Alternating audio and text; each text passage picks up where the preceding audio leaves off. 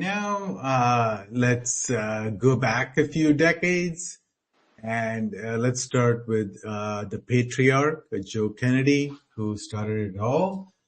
So what was he like?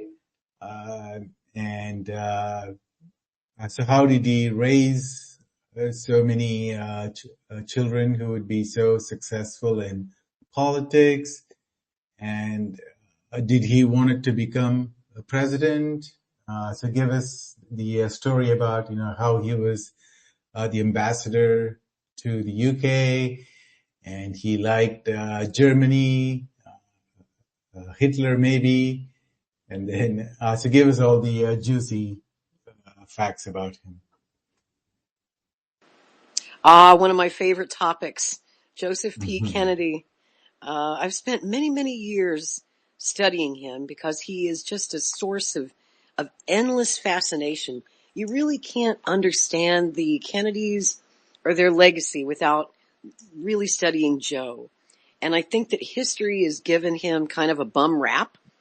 For most of my lifetime, there really weren't any what I consider to be good books, scholarly books about Joe Kennedy. It's only been in the last decade or so that we've actually gotten some good books, like David Nassau's book about the patriarch. I see him as a very complex person. There's the good and the bad. You ask, what was he like? I think the answer was, it depends on who you ask. If you asked many people in politics and in the world of finance, they'd say he was a son of a bitch, because he was. He was ruthless in his business dealings. That's how he became one of the wealthiest men in America. You don't get there being a nice guy. But if you ask his children, even his wife Rose, whom he cheated on relentlessly, shamelessly, they would all tell you that he was the best husband and father that they ever could have asked for, that he provided them a life that was beyond their wildest dreams, that he served their country, put them in good stead for lifetimes of public service, and truly loved his country. But most of all, he loved them. And I just posted up in the Nest a really interesting thread that I wrote about Joseph Kennedy and how he wanted to be president of the United States. But I think you might want to read that one. It's a hell of a story. I'll try and give you the short version. Of course, Joe had this idea in his mind that he was going to be the first Catholic president of the United States, even though he remembered well the 1928 campaign of Al Smith, who was running to be the first Catholic president and got his ass kicked. So America wasn't ready for it yet in 1928 or even in 1940 when Joe Kennedy was thinking about making a run. But let me take you back to the campaign of 1932. With the Trump tariffs and the market panics and the stock market's going crazy right now, I think this is kind of an interesting story to tell right now at this particular moment. I see some parallels between what's happening with Trump bringing a Kennedy into his administration, RFK Jr., and the FDR administration bringing a Kennedy into the administration. And in that case, it was Joe Kennedy. In the campaign. So, was it just to get the Catholic vote, or did FDR really like Joe Kennedy? That's a great question. To be honest, FDR and Joe Kennedy never liked each other.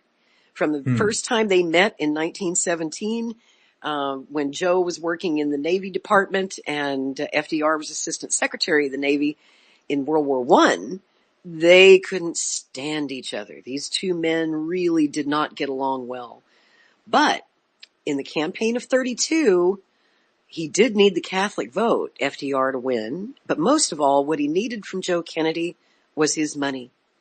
And Joseph P. Kennedy was the top campaign donor to the FDR campaign in 1932. He gave so much money, he was practically the Elon Musk of his time, guys. I wouldn't say he bought the White House, but I don't think that FDR could have won without Joe Kennedy's support, which was considerable. And mind you, a man like Joe Kennedy didn't just do that out of the goodness of his heart. He intended some payback. He wanted a return on his investment. And what he wanted in exchange for his support of FDR was an important cabinet post. He wanted power in that administration, which again rings a familiar bell today. When we saw RFK Jr. abandon his presidential campaign as an independent last year to endorse Trump, I think we all understood at the time, even though nobody could say it, that he was doing so with the expectation of getting a cabinet post, which he did get one. Now, in the case of FDR and Joe Kennedy, FDR, because he didn't like or trust Joe Kennedy, and many of the advisors around FDR really didn't like Joe Kennedy, once he was elected, he didn't follow through. He didn't give Joe Kennedy the cabinet post that he wanted, not right off the bat. And so FDR drug his feet for about 3 years until Kennedy finally demanded that he get some kind of job in this administration. And so you have to put this in perspective that we were in the middle of the Great Depression. And it was a couple of years after the 1929 stock market crash. You've got the New Deal. And FDR is looking for a way to clean up the corruption on Wall Street that led to that stock market crash of 29. And so he creates the Securities and Exchange Commission in 1933. And he put Joe Kennedy, of all people, in charge of it. Made him the first chairman of the SEC, which just blew people's minds because everyone knew that Joe Kennedy had been a shark in the stock market in the 20s and had exploited every loophole and broken every law. And that's how he made his fortune. And when people asked him, who better, who better to? That's exactly it. Yes. That's just what FDR said. He said, well, you set a thief to catch a thief. That was his quote. That's why he put Joe Kennedy in charge of the SEC. And, to his credit, Joseph Kennedy did a great job at SEC because he knew all the tricks. And he closed those loopholes, and the law became so stringent that it was much harder to hopefully never have a crash like that again. So he did a great job at the SEC, and then he wanted more power. And then FDR in 1937, I believe, put him in charge of the Maritime Commission. But that job didn't really appeal to Joe. He wanted to be involved in international politics. And so he starts lobbying for this ambassadorship. FDR gave it to him in 1938. He made him ambassador to the Court of St. James, ambassador to Great Britain. Kennedy served in that post for 2 years when he would be recalled by a furious Franklin Roosevelt. Let me explain. Upon his appointment to that Court of St. James, you have to put that in the context of the time. We are now moving towards the brink of another world war. And Joe Kennedy, all his life, had been a pacifist. He did not serve in World War I. He was a conscientious objector to that war. He was it's that Catholic faith of his, I think, that fed a lot of his pacifism, but he wanted no part of it. And it was a conflict he tried desperately to keep the United States out of. So during his tumultuous time there in London, Kennedy is at odds with his own State Department, as well as his president, in his outspoken opposition to the president's policy of coming to the aid of Britain in the wake of, Hitler's European onslaught. He ruffled feathers in Washington because he met secretly with German diplomats, and he alienated some of our potential allies with some anti-Semitic remarks. So in the end, Kennedy's opposition to America's anti-Nazi policies led to his resignation in disgrace from that coveted ambassadorship. And I want to talk. So, why was he so pro-German or pro-Hitler? Well, I think that is something that's misunderstood about Joe Kennedy. And unfortunately, there are many historians who through the years have called him pro-Nazi. And I don't think that is a fair and correct assessment. But he was what we would call America first. You might know Mm. back in the late 30s up till Pearl Harbor, there was a isolationist campaign here in the United States called the America First movement. And a lot of Mm. famous people were involved in that. Charles Lindbergh was one of them. Joe Kennedy was another. The Yeah. 1940 Republican candidate running against FDR, Wendell Willkie, was Yeah. America First. And you understand that this movement came from a generation that had just fought a world war, 20 years earlier. The last thing that Yeah. the American people wanted was to get involved in another war in Europe so soon. Those wounds were still pretty fresh in 1940. Yeah. And 80% of the American people opposed any involvement in what they considered to be Europe's war. Kennedy was among them. He was a big America firster. And Mm. Roosevelt, obviously, as the president, couldn't tolerate having an ambassador working at cross purposes to his foreign policy objectives overseas. And yet, at that same time, he desperately needed Kennedy's considerable influence over Catholic Democrats to win the upcoming November election. His first two elections in 32 and 36, Roosevelt had won by landslides. But in Mm. 1940, not so much. 1940 was actually a very tough election for FDR. Americans were afraid that he was going to get us involved in that war. And so, Yes. there was So that moment where Joe he actually Kennedy, ran on the platform that he would keep the U.S. away from the war, he right? did. He did. He He promised, lied. he lied. um, and Roosevelt had to get rid of Kennedy. At that point, Kennedy had met with German diplomats. He had not met with Hitler. He was not a pro-Nazi kind of guy. Never, never, never did he ever say that. And I think that's one of the things that must be cleared up. But Joe So Kennedy's by the way, I idea, mean, like back in those days, the Nazis were not so bad like we view now, right? we You know, really didn't like know. even, That's right. We didn't yeah, know what they were capable of. so like, yeah, so we see like photos of the British royalty making the Hitler's salute, Mm-hmm. That's and right. even our Churchill, he thought that it was good to have people like Hitler and Mussolini to Mm-hmm. fight the communists. So he thought, yeah, these fascists, we need them to fight communism. So we Exactly. now view, yeah. So the views in those days were very different. You're right. And all of the elites, as you might say, all the best people in the 20s and 30s totally supported fascism.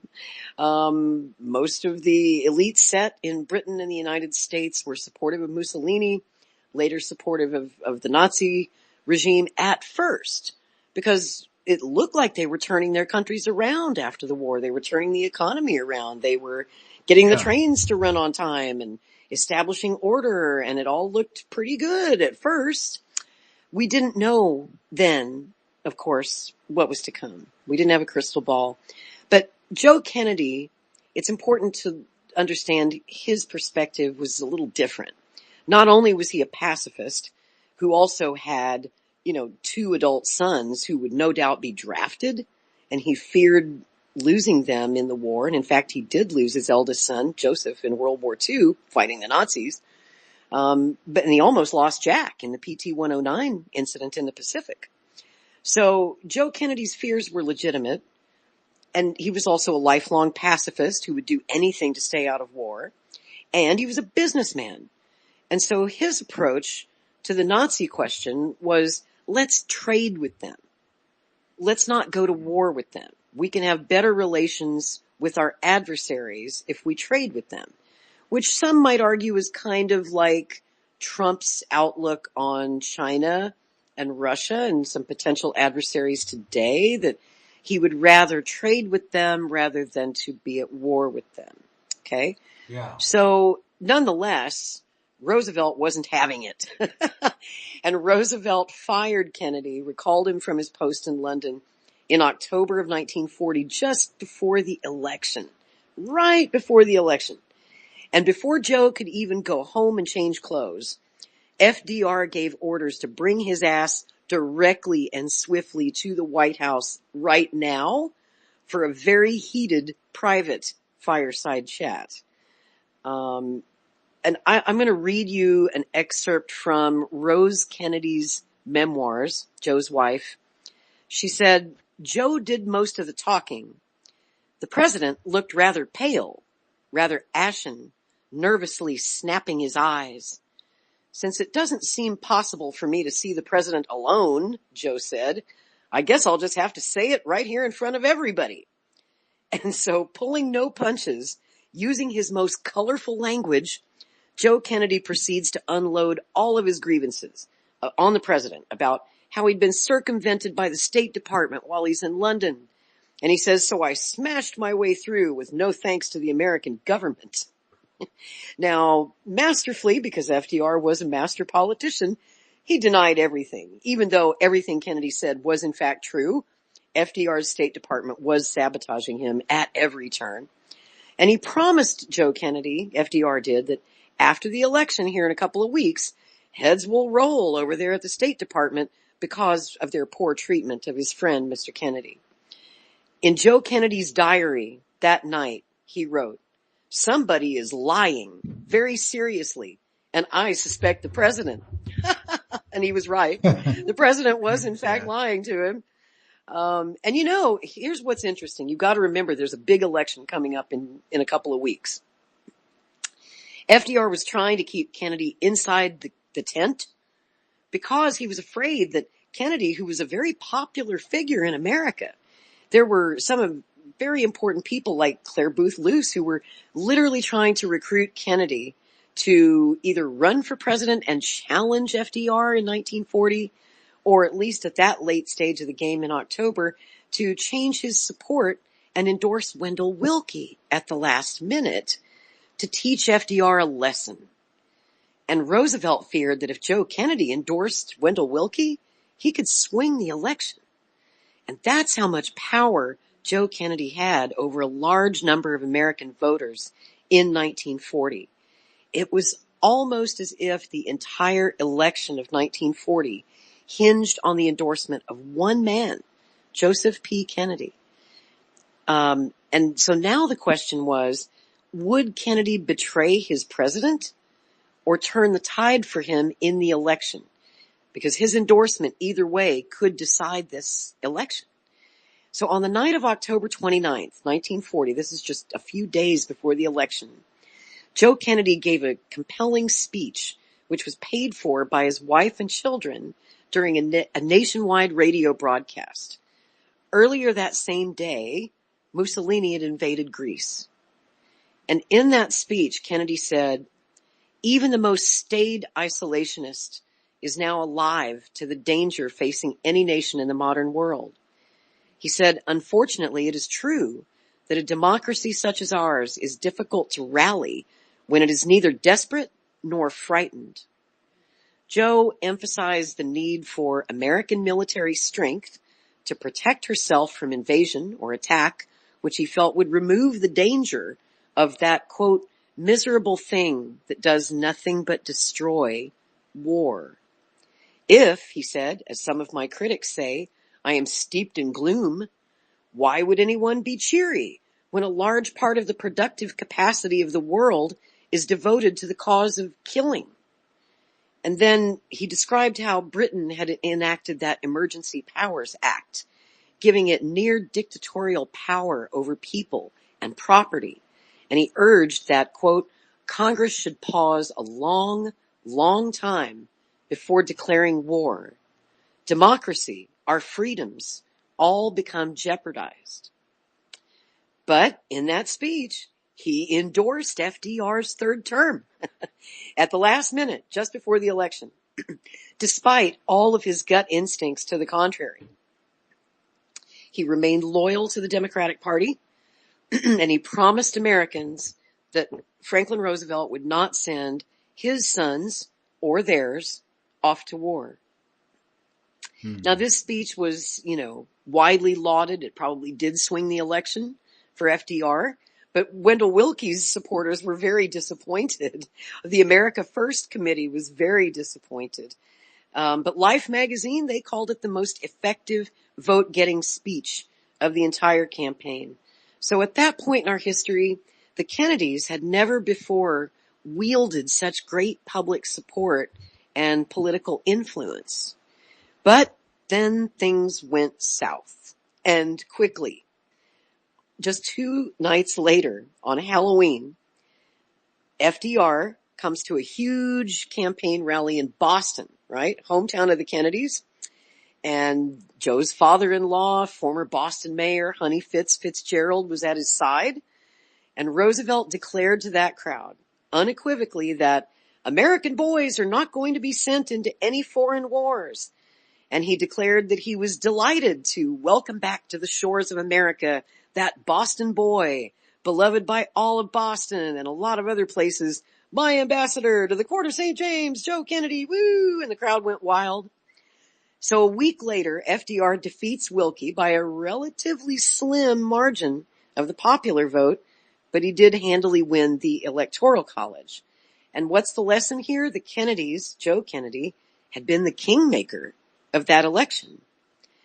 Joe Kennedy thought that put him and his family in a good position for 1944. And he felt that he would be FDR's likely successor in the 1944 election. But he was wrong again. The day after the 1940 election, the day after, Joe Kennedy is called to the White House. He congratulates the president and then offers his resignation. Wow. FDR accepted his resignation. 3 days later, November 9th, he learns that his dear friend, the former British Prime Minister Neville Chamberlain, had passed away. And although Joe didn't know it yet, with Chamberlain gone, and he's no longer in FDR's administration, he had no more allies in high places. And I'm going to tell you this story because it's fascinating. The day of Chamberlain's death was significant for another reason. That afternoon, through his own careless words and undiplomatic honesty, Kennedy would ruin his own reputation and his political future. All he'd sought for himself and his family, he destroyed in one interview. Joe Kennedy was speaking casually in what he thought were off-the-record comments to reporters from 2 of his hometown newspapers. One, the Boston Globe, famously printed his shocking comments the next day, and he said, and it was a big headline, "Democracy is finished in England, and it may be here too." Well, that was not what everybody wanted to hear at that point. Joe also went on to say that the Queen Elizabeth, had more brains than the cabinet. Well, that was a mortal blow to his relations with the British government. So the Boston Globe interview irreparably damaged his relationship with the Roosevelts and the Jewish leaders that Joe had courted, because Kennedy was quoted as saying that Eleanor Roosevelt was bothersome in his duties as ambassador because she was, quote, always sending me a note to have some little Susie Glotz over to tea at the embassy. Susie Glotz, it's a Jewish name. It came across as a anti-Semitic reference. But those comments were misinterpreted, distorted by the press. I believe he was unfairly treated, but at the same time, his mouth was his own worst enemy. And he just seemed to be sabotaging himself every time he opened his mouth. Joe Kennedy had worked so hard to help Roosevelt and the Democratic Party, but then he casts himself out of the House of Power just as the doors are finally opening to him. He became that pariah that his enemies wanted him to be, a reviled and misunderstood figure. So it was a stunning and tragic conclusion to his political career, and it would become a cautionary tale to all of his children and even his grandchildren, especially his sons, when they later pursued careers in elected politics. But then it went from bad to worse. He compounds this controversy later that same month when he's giving a speech in Hollywood at Warner Brothers Studios at a luncheon. And he warns the motion picture tycoons there that because the Jews were in peril worldwide, that they shouldn't make any anti-fascist films, such as Charlie Chaplin's The Great Dictator, that would alienate the Nazis and make them rain down greater wrath upon the Jews. And so the actor, Douglas Fairbanks Jr., very close friend of the president, FDR, he was at that luncheon. And he privately confided to FDR what Kennedy had said. Oh boy, Roosevelt was furious. So he again calls Joe Kennedy, invites him over on Thanksgiving to visit the Roosevelts at Hyde Park. And Kennedy goes there hoping to smooth things over and calm the president down and explain himself. Eleanor Roosevelt picked Joe up at the train station and brought him to the house to see FDR. And at that moment, all this accumulated tension between these two men that had been building for more than 20 years exploded in a very intense argument. Eleanor later told the writer Gore Vidal that she had never seen Franklin so white in the face. Franklin said, "I never want to see that son of a bitch again as long as I live. Get him out of here." So that was the end of that. And Joe's ruin was not only instructive, I think, for his children, like the fall of a giant tree. It cleared a space in the forest that allowed the sun to shine on the saplings. Robert F. Kennedy, his son, wrote a book called The Fruitful Bough. It was privately printed. It was just a book of essays about his dad. And he wrote, "He did not visualize himself as a sun around which satellites would circle or in the role of puppet master. He wanted us, not himself, as the focal points." So I know that's a hell of a story.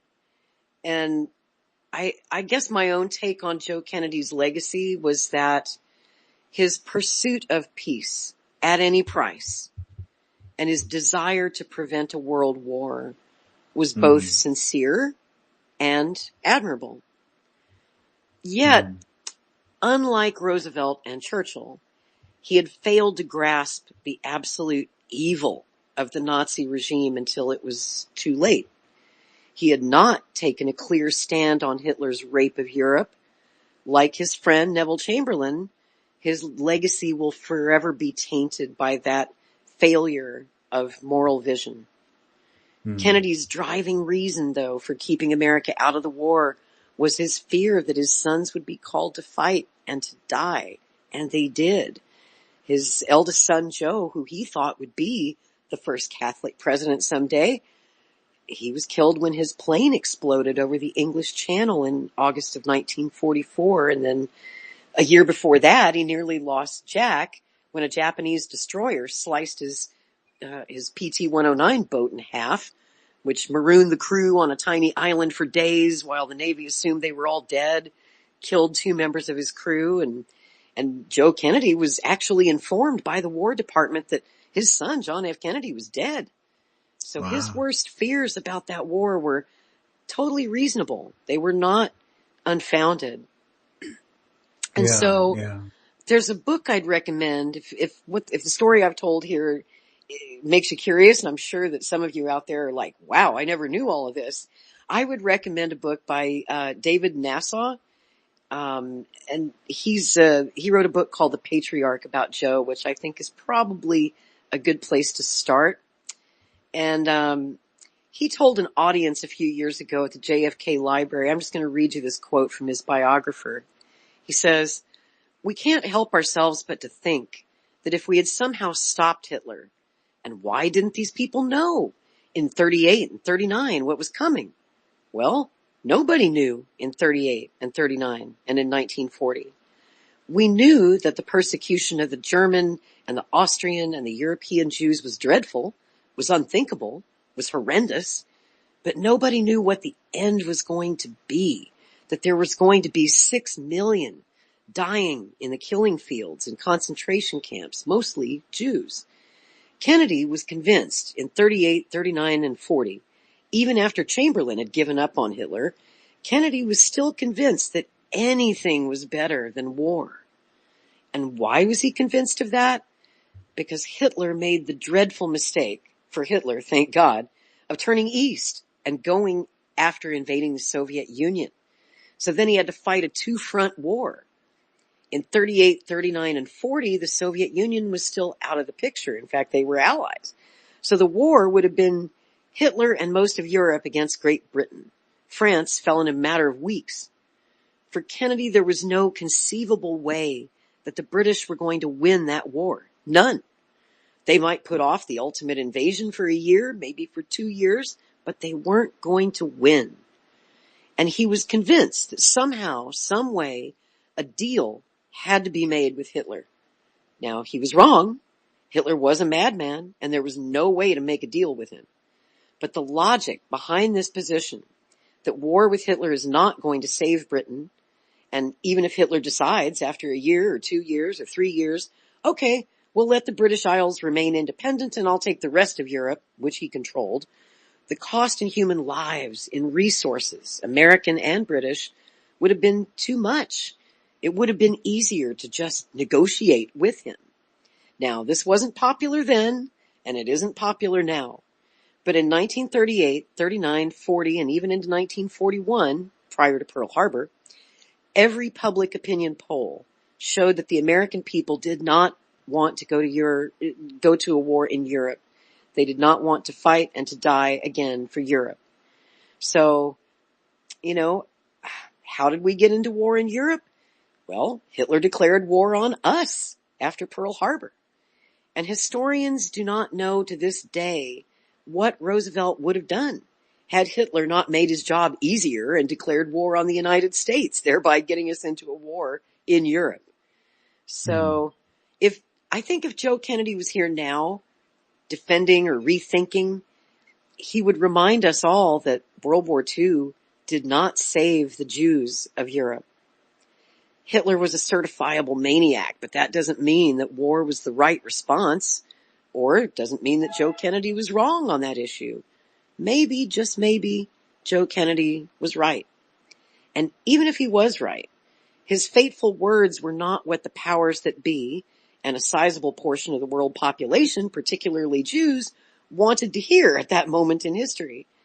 Does that mean Kennedy was anti-Semitic, as has often been said of him in the press? Kennedy's biographer, again, David Nassau, said that one of the most complex and complicated tasks that he had was to figure out Joe Kennedy's relationship to the Jews, whether he was an anti-Semite or not. And in order to figure that out, he said, I first had to define to myself what it means to be an anti-Semite and what it meant to be an anti-Semite in 1930 or 1940.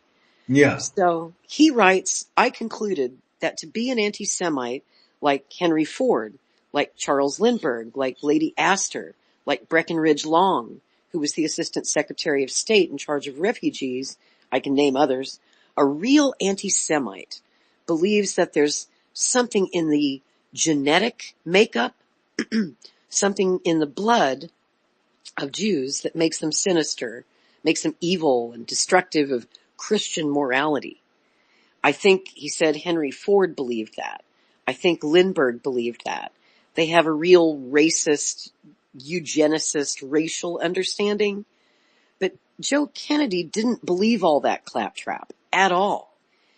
His admiration of Jews allows him, permits him, encourages him to buy into some 1,000-year-old anti-Semitic myths while he's still ambassador to Great Britain, and it's frightening indeed. I'm glad that his family didn't have to read some of his letters and some of his diaries and some of his conversations that other people recorded. I mean, he was totally, absolutely opposed to war. And he believed from 1938 on that the Jews are the major force behind pushing Great Britain first and then the United States second into war. That the Jews had demonized Hitler, that the Jews wanted war, either because they think it would save European Jewry or to get revenge on Hitler. And this is what was most disturbing to me, that the Jews have this big Jewish conspiracy, that there is a Jewish conspiracy, that the Jews control the media. And he says this, though he knows damn well, I mean, William Randolph Hearst was his friend. Colonel McCormick was his friend. He said the Jews control the New York Post.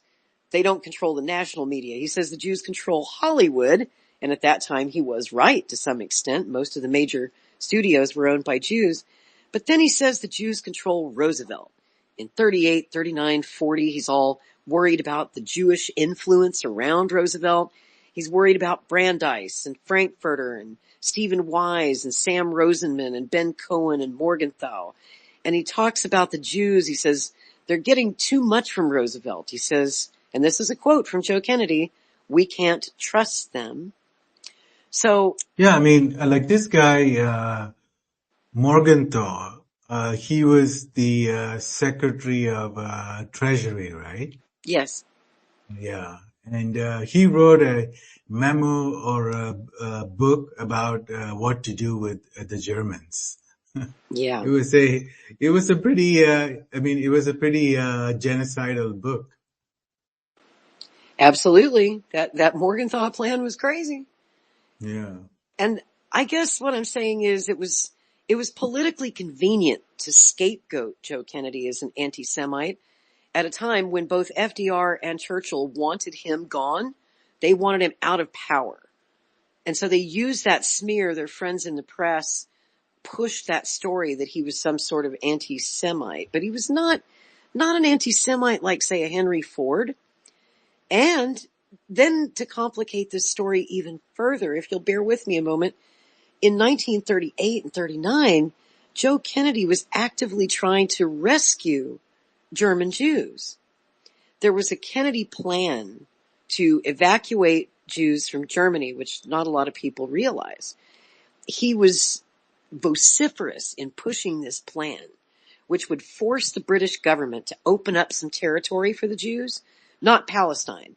He knows they're never going to open up Palestine because they need the Arabs on their side once the war comes.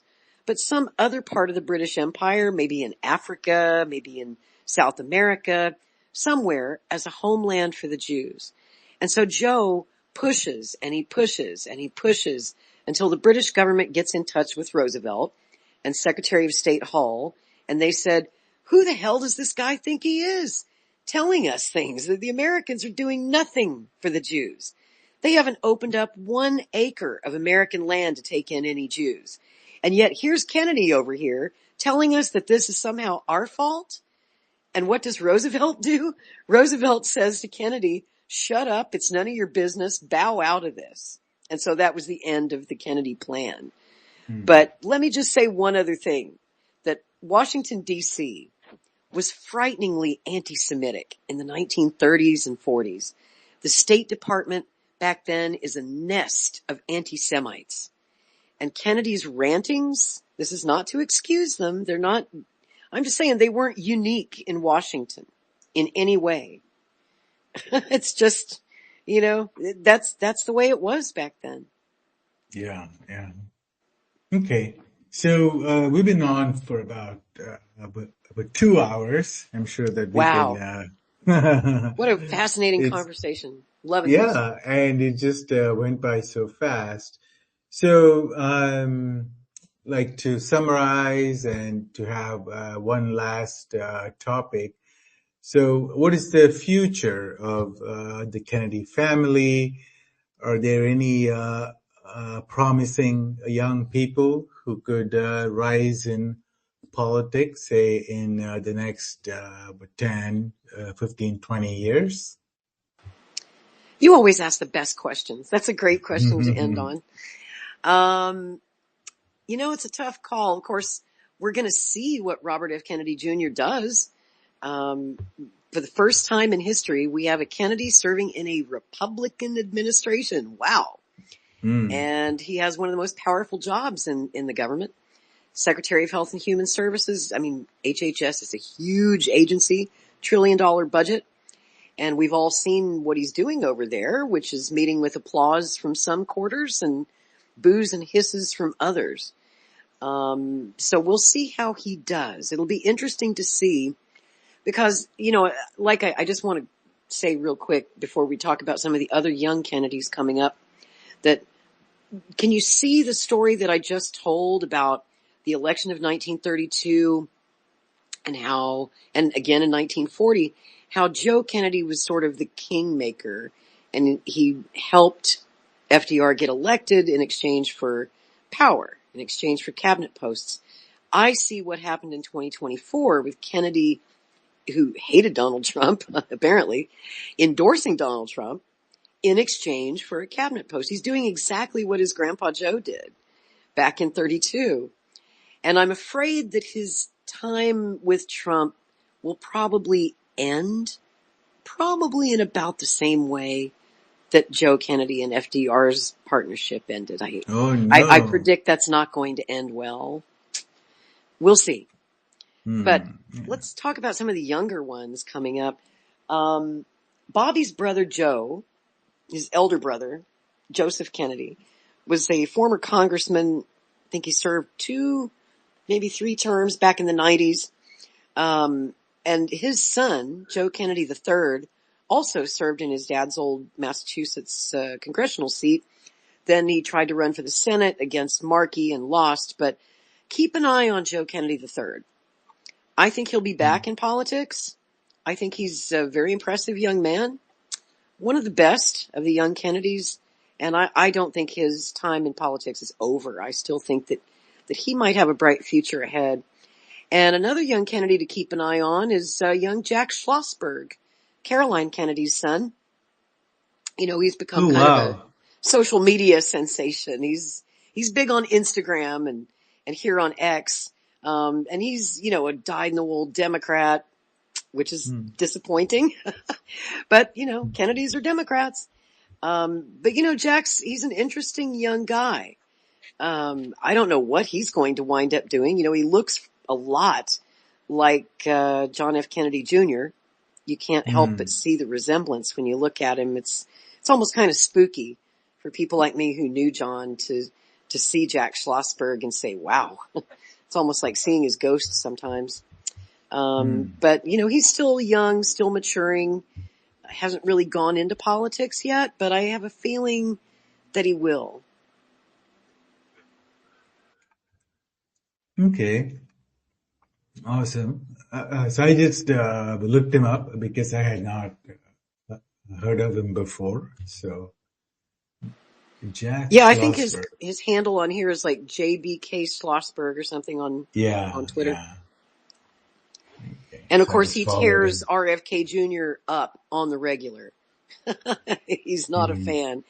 And of course we saw back in January when RFK Jr.'s Senate confirmation hearings were coming up, his mother, Caroline, who was the ambassador to Australia in the Biden administration, she wrote that letter, made a video for the Senate, put it into the record, that she urged them strongly to vote against RFK Jr.'s nomination, saying he was completely unqualified for this job and that he had serious flaws in his character.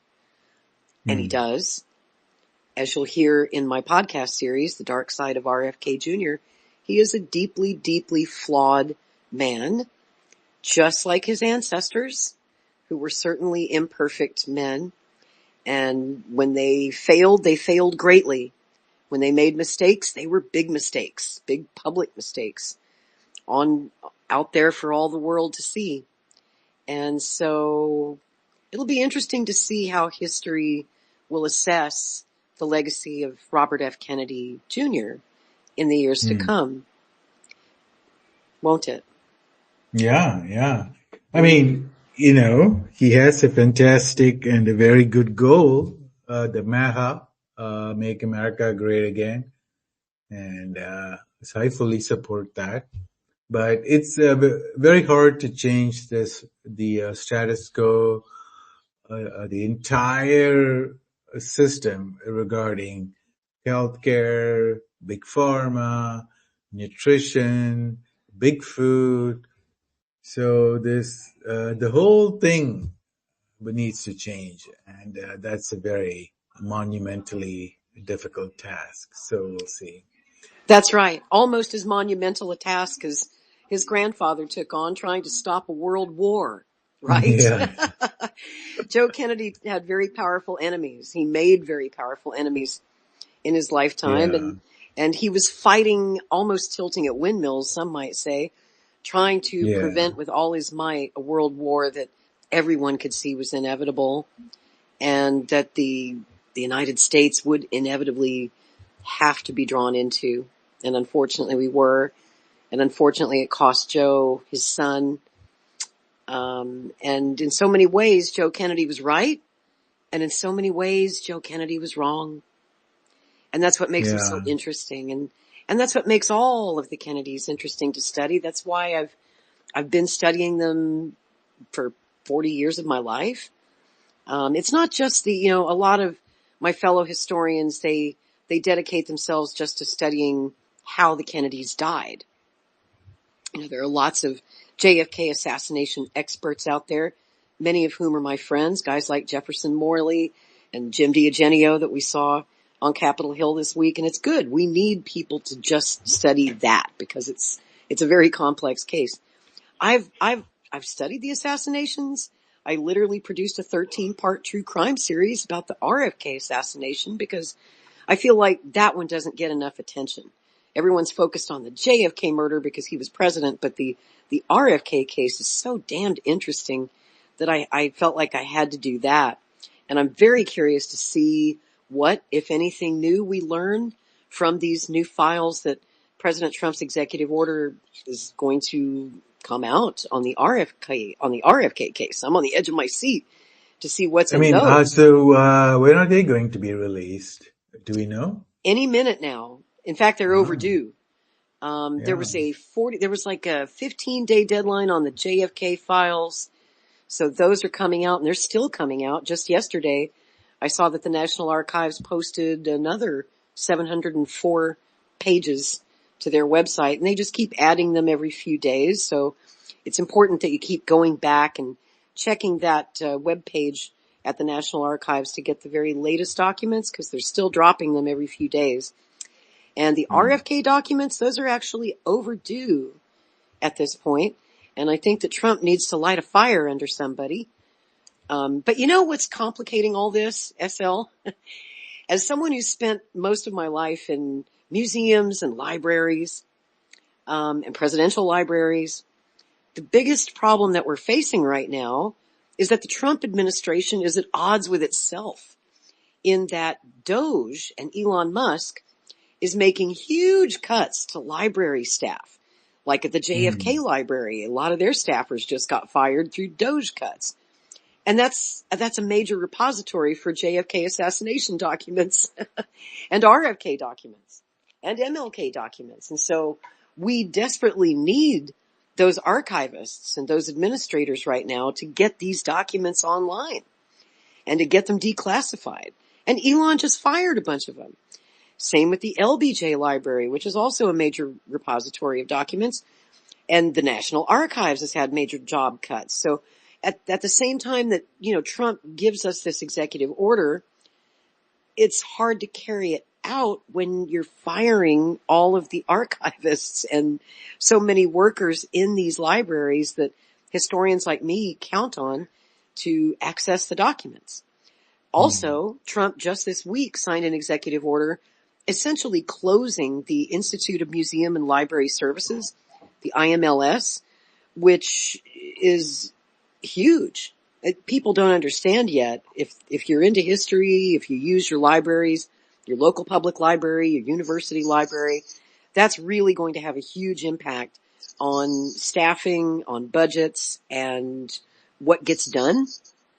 Hmm. So I think it's going to slow down the process, and it may be the reason why the RFK and MLK documents are delayed. I'm not saying it's a big deep state conspiracy or that the CIA is in the way. No, in this particular case, it appears that the Trump administration is in its own way and that Elon Musk is working at cross purposes to the president's executive order. Does that make sense? Okay. Yeah. Yeah.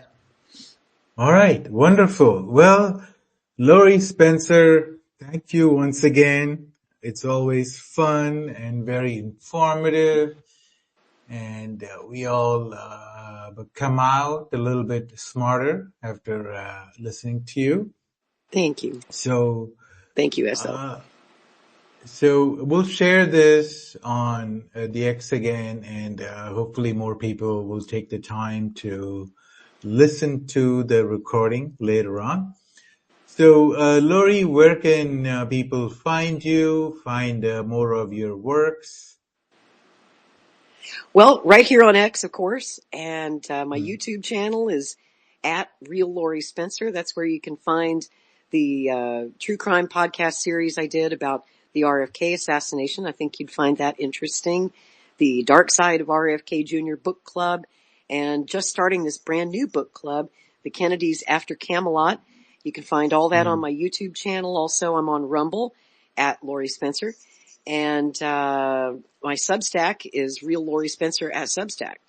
So that's a good place to start. I'm on all these different social media platforms, and it's really hard to keep up with it all because I'm too busy going through the JFK files and just trying to keep up with this crazy news cycle because my day job is in an actual newsroom. So I work 8 hours a day doing journalism, and then what little free time I get at the end of the day, I've been trying to go through these JFK files and see what's in there because I'm a JFK nerd and I live for this stuff. And I've waited all my life, literally, for that moment on January 23rd when Trump signed that executive order. It's been a fight that has been going on all my adult life. And I've been involved with the JFK research assassination community for more than 30 years, just fighting the government, trying to get pry these files out of their hands. And now we're finally getting them, and we're getting them unredacted. And it's a lot to process. It's going to take time. I know everyone's looking for a big bombshell or a smoking gun. And the truth of being a historian is that it doesn't really work like that. It takes years and years for historians to really process the meaning of these documents, to compare the unredacted versions to the versions we had before, to figure out why certain things were kept back, why things were redacted. And it's like doing a puzzle, right? And you're trying to make these pieces make sense and find the context of it all. But yeah, for folks like me, it's fascinating. I never get tired of it. I'll be doing it for years to come, I'm sure. It might take the rest of my life, SL, before I figure out what actually happened on November 22nd, 1963. I think I have a pretty good idea, though, of what happened and who done it. But, you know, if you're looking so maybe we will have you back in a month or two and focus just on the JFK files. Oh, that'd be great. Yeah, let's do that. I'd love to. Awesome. By then I'll have a little more time to have some better answers for you on those. Yeah, wonderful, wonderful. Well, Lori Spencer, thank you so much for your time. Thank you. And thank you to the audience. And have a wonderful weekend, everyone. Thanks, everyone. Bye, Thanks Lori. for listening. Thanks, SL. Sure. Bye, Lori.